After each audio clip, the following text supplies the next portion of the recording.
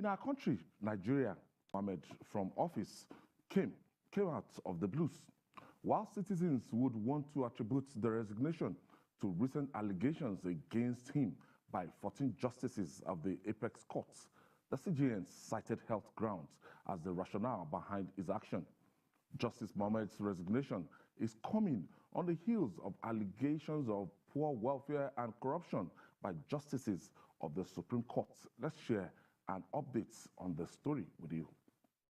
Section 231, subsection 4 of the 1999 Constitution, as amended, says that if the office of the Chief Justice of Nigeria is vacant, or if the person holding the office is for any reason unable to perform the functions of the office, the President shall appoint the most senior justice of the Supreme Court to perform those functions. And that would be 64. He studied law at the University of Ife, now Obafemi Awolowo University, and bagged his with honors in July 1980. In July 1981, he was called to the Nigerian bar and got enrolled at the Supreme Court of Nigeria as a solicitor and advocate. After stints serving at the Oyo State Judiciary as a state counsel, he left to go into private practice, and in 1989, he set up his own private practice. In 1992, he became a judge of the Oyo State Judiciary. Justice Ariwola was later elevated to the Court of Appeal between 2005 and 2011. On November 22, 2011, he was appointed as a justice of the Supreme Court. Before his elevation to the Supreme Court, he served as justice of the Court of Appeal in Kaduna, Enugu, and Lagos divisions for budgetary allocations of work under Justice Mohammed's leadership. They also accused the CJI before his resignation of corruption, misconduct, and neglecting the welfare of the court's personnel, which he denied. Okay, Sam, immediately I got wind of that story, so I just went back into my the drawing board. So I now listed Kayode Ariwola, Datijo Mohammed, and Kudirat Kekerekun.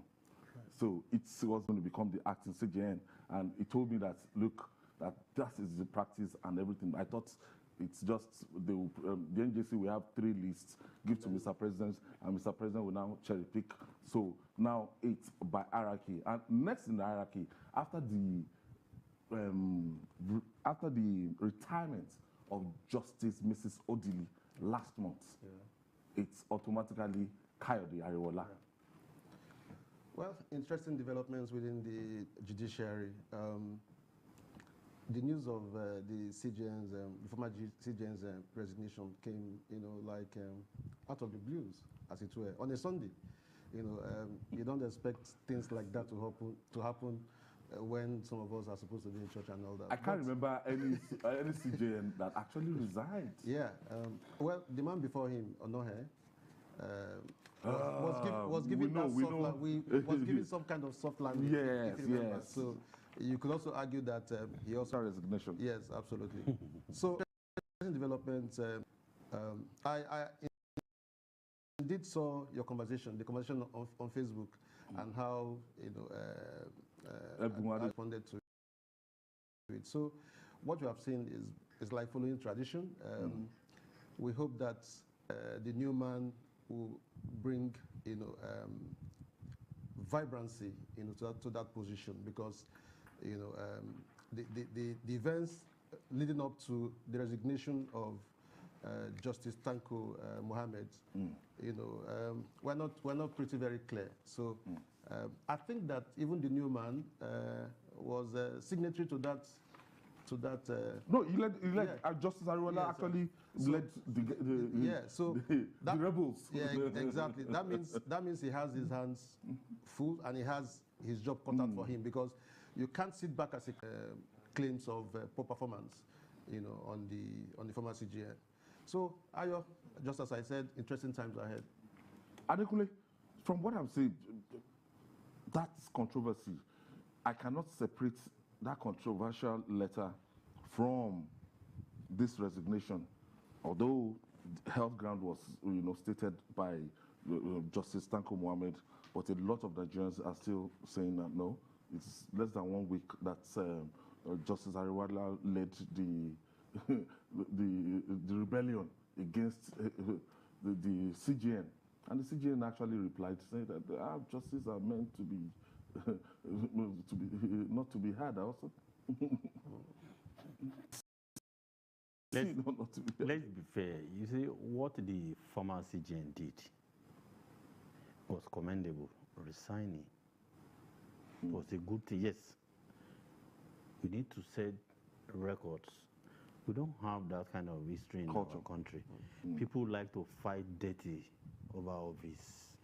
They don't want to leave. But when you go back, I won't say it's Justice Ariwola led. It's all the 14 judges, justices, and a total vote of no confidence passed on him. And you know what that means. And look at it very well. They were fair to him. He had enough time. I think the letter was written in March, if I and it was leaked. No matter. Look at the way the former Chief Justice reacted. So he blew it. But I said, let's be fair to him. He's been battling with some health challenges, just like maybe every other person. So if he said it's on because of health, let's believe. But the truth is, he's leaving the judiciary at a time when things are thoroughly bad. His retirement time was meant to be December 2023. Yeah, but it was meant to even swear in a new president in March 2023. Some people have been expecting this long time, at least when he was always going abroad, medical challenges, medical issues, and all that, because at the time it was even bad. But now, what has just happened?